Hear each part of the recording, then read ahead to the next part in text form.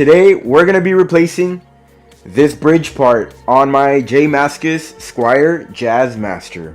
I've been wanting to get one that has like the little switch here for when you pop a string, it like keeps everything in place. And my friends over at Guyker Guitar and Bass Parts hit me up and asked if I was interested in trying out anything from their website. And I saw they had this and I've been wanting to try it. So today we're going to install it together. So it feels and looks of very high quality. That's the part right there. It says Guyker. This is what the back part looks like. It has a little spring. This is that part I was talking about, the little switch that you move whenever you pop a string. This is the whammy bar that it came with. I like how it has little threads on there. They don't look like the spinny threads, but they look like they're gonna hold it in place a little bit compared to the one on my original one. It's like, you see. And then maybe I could just switch the little tip to this one if I want. It also includes the screws that you're gonna be using.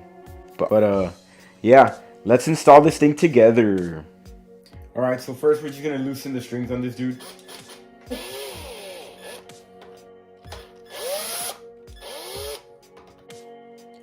Alright y'all, so all we're gonna do here is remove the screws on the sides with the screwdriver. I don't want to use a drill because I might scratch it and make a mistake.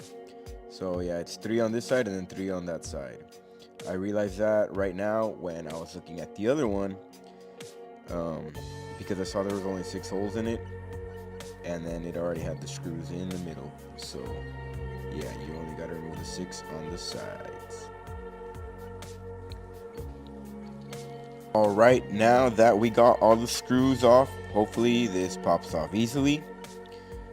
Oh yeah, that's pretty easy. I didn't struggle with that at all. Alright, and here's what they look like side by side. The Guyker one looks a little more rugged to me, and of course it has the button on top. The Guyker one also has that washer on the left side. I'm not really sure what that's for. Probably just for a little more support and stability. And then the holes line up perfectly. I was worried that maybe they weren't, but yeah, I could see all of them pretty solid through there. And that's the last screw, nice and snug. Oh yeah. Alright y'all, and that's what the bridge looks like on the guitar. It's very springy, so that's good.